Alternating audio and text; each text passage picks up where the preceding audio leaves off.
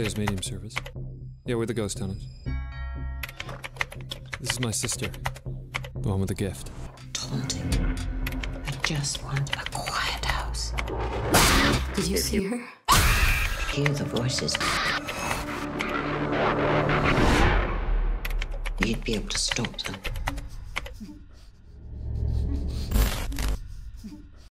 Berlatar di Skotlandia pada tahun 1986, sekelompok penipu yang terdiri dari dua kakak beradik bernama Angela dan Jackson bersama dua rekan mereka bernama Elliot dan kekasih Jackson bernama Beth menjalankan bisnis palsu pengusiran setan demi meraup keuntungan dari orang-orang yang percaya bahwa rumah mereka dihantui. Ide penipuan ini berawal dari Jackson yang putus asa karena terlilit banyak hutang dan terus dikejar-kejar rentenir. Dalam upayanya mencari uang dengan cepat, Jackson menciptakan sebuah rencana licik. Jackson memanfaatkan reputasi almarhum ibunya yang semasa hidupnya dikenal sebagai seorang cenayang ternama yang pernah dipercaya oleh banyak orang sebelum mengakhiri hidupnya secara tragis.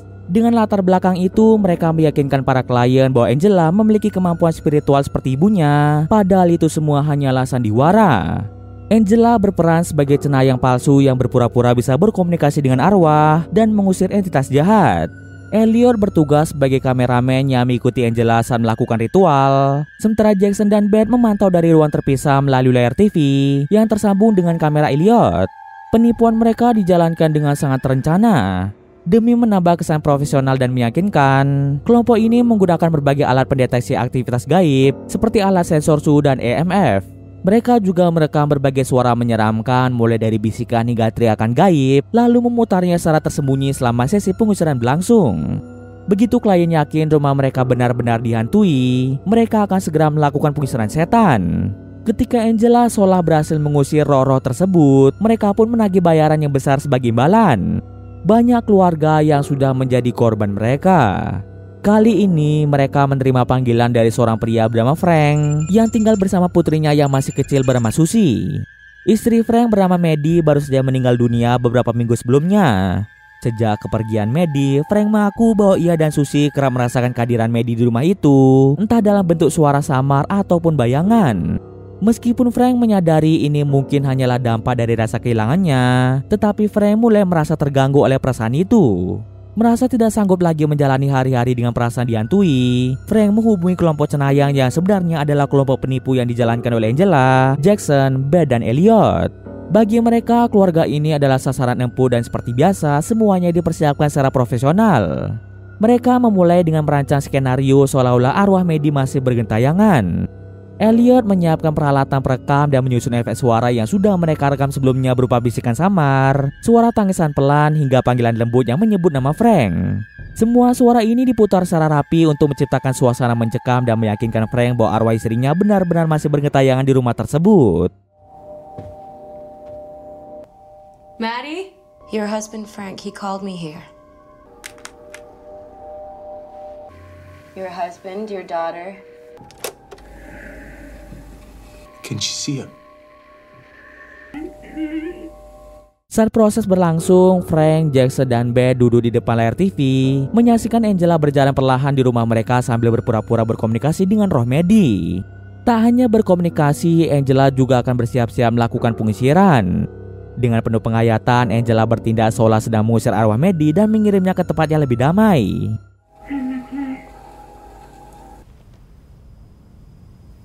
She's gone. She's at peace. There it is. Setelah proses pengusiran selesai, Angela menyampaikan bahwa roh Maddie telah berhasil dipindahkan dan kini rumah Frank telah kembali aman dan bersih dari gangguan makhluk halus. Frank yang sepenuhnya percaya pada apa yang ia lihat dan dengar, memberikan bayaran seperti yang telah disepakati. Namun sesuatu yang tak terduga terjadi sesaat sebelum Angela benar-benar meninggalkan rumah Frank. Tiba-tiba ia menyaksikan sosok Maddie yang datang mengagetkannya.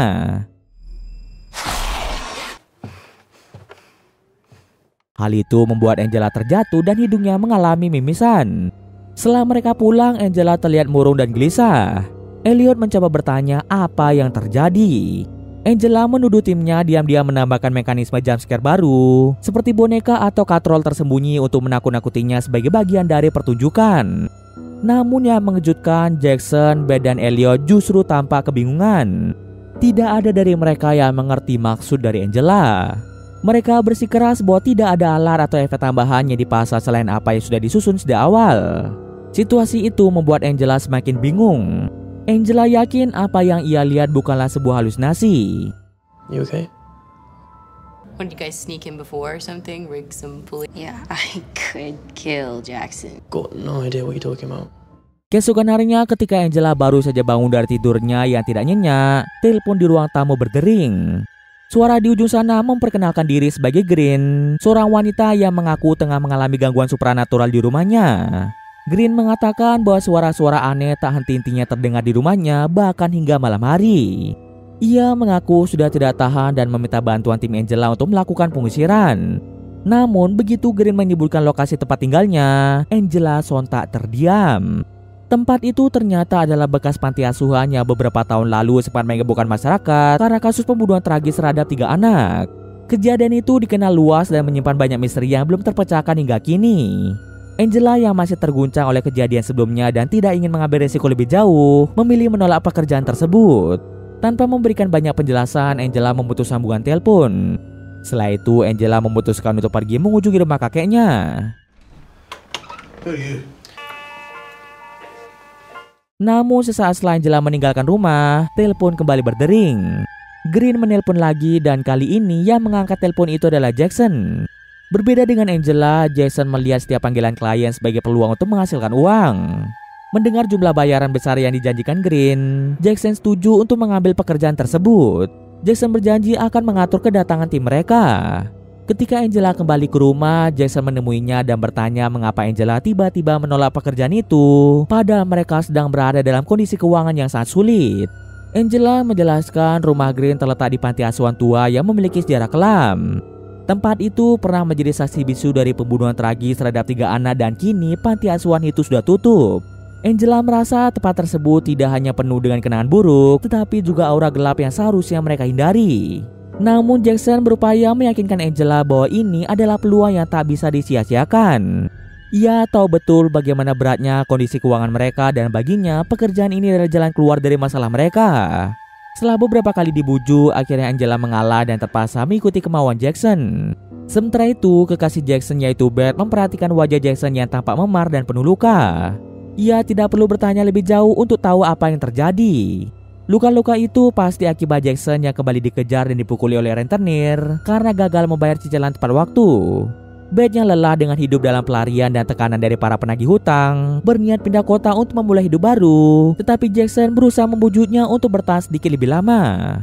Ia bersumpah akan melunasi seluruh hutangnya agar mereka bisa hidup damai tanpa dikejar-kejar rentenir. Keesokan harinya, tim mereka berangkat menuju panti asuhan Green.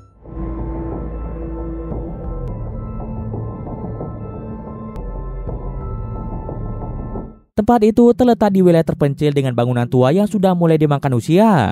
Setibanya di sana, pintu gerbang dibuka perlahan oleh seorang pria tua yang ternyata adalah tukang kebun bernama Victor. Setelah sampai, mereka disambut hangat oleh Green. Green langsung membawa mereka masuk ke dalam panti asuhan yang kini sudah tidak lagi beroperasi akibat tragedi kematian 3 anak. Handsome and funny. Girls first. Setelah itu, Green mulai menceritakan tentang panti asuhan itu yang dulunya dikelola dengan baik oleh suaminya. Bersama-sama mereka membesarkan anak-anak yatim piatu dengan kasih sayang. Namun sejak suaminya meninggal, panti asuhan perlahan mengalami kehancuran. Kehilangan sosok pemimpin membuat segalanya kacau hingga akhirnya tragedi 3 anak ditemukan tewas secara tragis. Dan sampai kini penyebabnya tidak pernah benar-benar terungkap. Angela yang sejak awal merasa tidak nyaman mencoba fokus pada tujuan mereka. Angela kemudian bertanya pada Green mengenai gangguan mistis yang dialami di tempat itu. Green menjelaskan gangguan tersebut awalnya hanya berupa suara tawa anak-anak yang muncul di malam hari. Namun lama-kelamaan suara-suara itu berubah menjadi jeritan dan suara-suara kemarahan yang membuatnya tidak bisa tidur. Mendengar penuturan itu, Angela dan timnya mulai menjalankan rencana seperti biasa. Mereka menyiapkan peralatan, menyusun alur sandiwara, dan tentu saja mempersiapkan rekaman suara. Tawa anak-anak, jeritan, hingga bisikan menyeramkan diprogram dengan cermat agar muncul di waktu yang tepat menciptakan ilusi sempurna bahwa roh anak-anak masih bergentayangan di tempat itu. Agar semua tampak meyakinkan, Angela meminta Green untuk menunjukkan foto anak-anak yang dulunya tinggal di panti asuhan tersebut, terutama ketiga anak yang tewas dalam tragedi bertahun-tahun lalu. Green lalu menyerahkan 3 foto anak perempuan. Mereka adalah Missy, Tammy, dan Claire. Ketiganya merupakan korban dari tragedi pembunuhan yang pernah terjadi di panti asuhan itu. Selain ketiga anak itu, Green juga memperlihatkan foto anak laki-lakinya yang bernama Herman. Herman. Yes. My son. Ketika tim Angela berkumpul membahas skenario penipuan mereka, Angela sempat memperhatikan sosok arwah Claire yang bergentayangan di tempat itu. Melihat itu, Angela sontak mengalami mimisan dan terpaksa harus pergi ke toilet dengan ditemani Elliot. Angela kembali mendengar suara-suara dan tiba-tiba Angela dikejutkan oleh kehadiran sosok arwah Missy. Arwah Missy yang menampakkan diri dengan mulut yang dijahit rapat membuat Angela pingsan di tempat. What was that?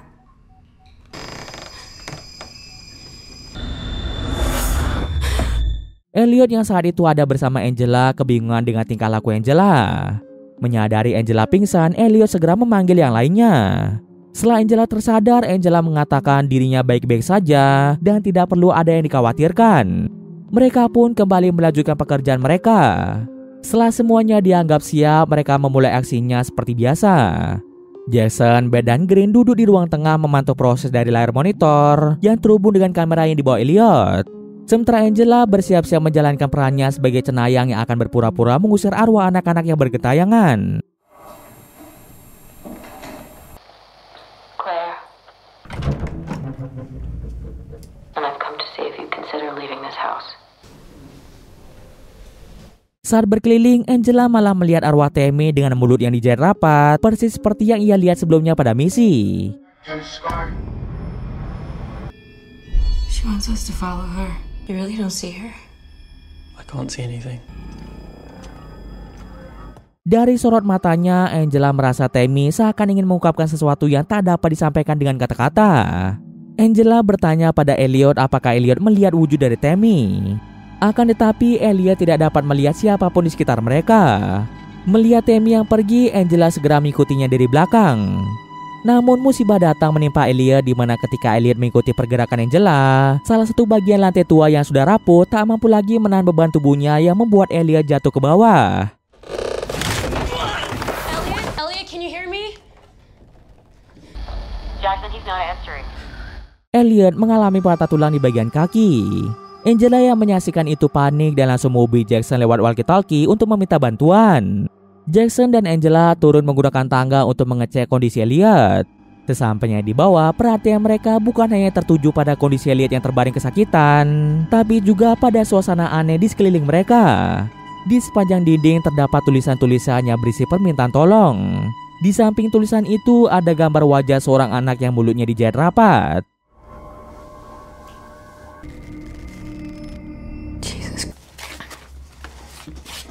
Angela lalu berbicara jujur pada Jackson mengenai dirinya yang bisa melihat arwah dari ketiga anak yang tewas di tempat ini. Awalnya Jackson tidak percaya karena selama ini semuanya hanyalah sandiwara yang mereka mainkan untuk mendapatkan uang. Angela yang semakin yakin dengan penglihatannya menjelaskan tentang kemampuan ini yang mungkin diturunkan dari ibu mereka. Arwah ketiga anak yang tewas di tempat ini sepertinya ingin menyampaikan sesuatu yang penting kepada mereka. Meskipun Jackson masih belum sepenuhnya yakin pada pengakuan Angela tentang kemampuannya, ia tidak punya banyak waktu untuk berpikir. Dengan cepat, ia mengangkat tubuh Elliot dan membawanya ke atas agar bisa mendapatkan pertolongan. Hey buddy, drop the camera, will you? Saat suasana mereda, Jackson meminta Angela untuk tetap melanjutkan skenario mereka, menyelesaikan pekerjaan seperti yang telah direncanakan. Namun kali ini Angela menolak dengan tegas. Jackson yang bingung apa yang harus ia lakukan memutuskan menemui Green untuk meminta maaf atas apa yang terjadi. Jackson membujuk Green agar memberi waktu pada mereka untuk merapikan segala kekacauan ini. Green mengatakan dirinya sudah tahu sejak awal bahwa mereka hanya melakukan sandiwara. Tanpa mereka sadari, mikrofon yang dikenakan mereka belum dimatikan, dan Green sempat mendengar seluruh percakapan mereka sebelumnya. Green langsung mengusir Jackson dan seluruh timnya keluar dari rumah itu. Awalnya Jackson berusaha untuk bertahan, mencoba meyakinkan Green bahwa mereka hanya melakukan pekerjaan mereka dan tidak berniat menipu. Namun Green malah membuka rahasia yang selama ini tidak pernah terungkap. Green mengaku terlibat langsung dalam pembunuhan 3 gadis itu. Pengakuan itu membuat Jackson terkejut dan ketakutan. Merasa panik, Jackson menghubungi Beth melalui walkie-talkie, memintanya untuk membereskan barang-barang mereka dan keluar dari tempat itu. Anehnya, Beth sama sekali tidak bisa dihubungi. Sadar ada yang tidak beres, Jackson pergi menuju ruang tengah untuk mencari Beth. Namun tidak ada tanda-tanda keberadaan Beth. Saat ia terus mencari, tiba-tiba sosok arwah Tammy muncul di hadapan Jackson.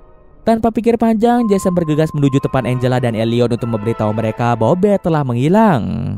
Ketika mereka berusaha membawa Elliot keluar dari tempat itu, mereka malah dikejutkan dengan kemunculan arwah Missy.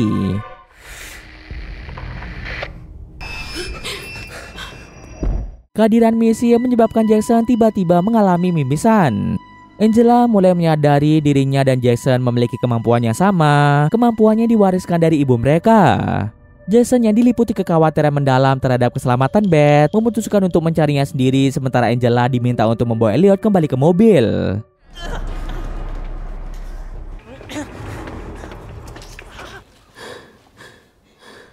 Setelah berkeliling cukup lama, Jackson sempat mendengar suara dari arah loteng rumah.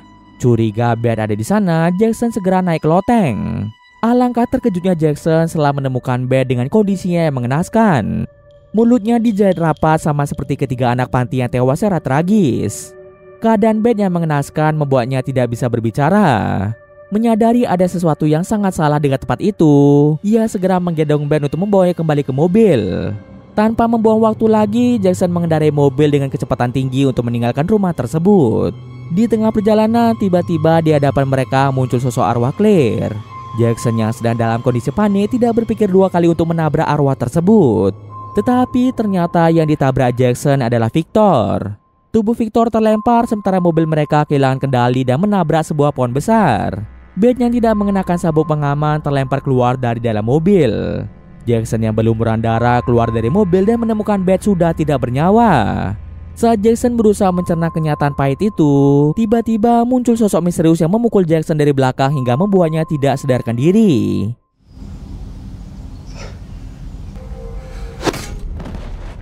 Ternyata dia adalah Herman, anak dari Green. Herman meninggalkan Jackson sejenak dan bergegas menuju mobil untuk memastikan Elliot juga dalam keadaan pingsan. Ketika Angela terbangun dari pingsan setelah mendapat benturan keras, langsung turun dari mobil dan menemukan Beth sudah tidak bernyawa. Angela juga menghampiri tubuh Elliot yang lemah dan bertanya di mana keberadaan Jackson. Sebelum Elliot pingsan, dirinya sempat melihat Jackson yang dibawa Herman kembali ke rumah tersebut. Mendengar pernyataan Elliot, Angela terpaksa harus kembali ke sana demi menyelamatkan kakaknya.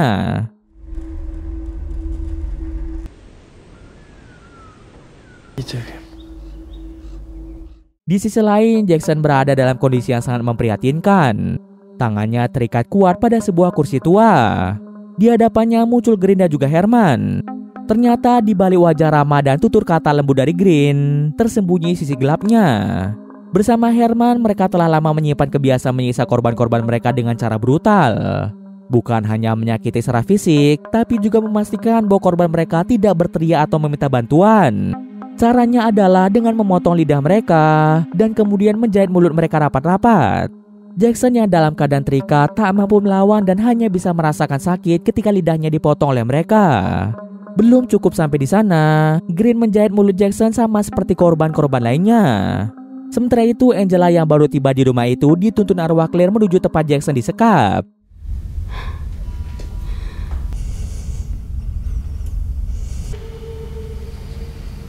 Akan tetapi, karena tidak berhati-hati, Angela malah tertangkap basah oleh Herman. Herman dapat dengan mudahnya membuat Angela pingsan. Saat tersadar, Angela menemukan dirinya berada dalam kondisi yang sama seperti kakaknya, terikat dan tidak berdaya. Kali ini Angela yang akan menjadi korban berikutnya.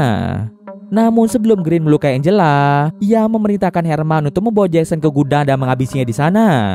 Herman pun kembali usai membunuh Jackson.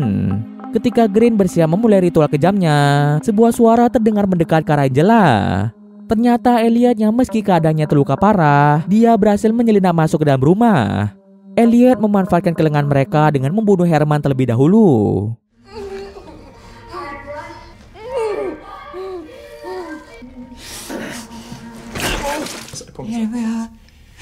Amarah Green memuncak setelah melihat anaknya tewas. Kemudian Green menyerang Elliot dengan pisau daging. Elliot yang tubuhnya sudah terlalu lemah tidak bisa melawan lagi. Angela yang tak ingin ada korban lagi meminta pertolongan pada arwah anak-anak yang mengawasi mereka sejak tadi. Seketika itu suara teriakan dari arwah anak-anak yang selama ini menghantui rumah itu mulai terdengar keras. Teriakan mereka cukup untuk membuat Green kehilangan fokus. Please, help us.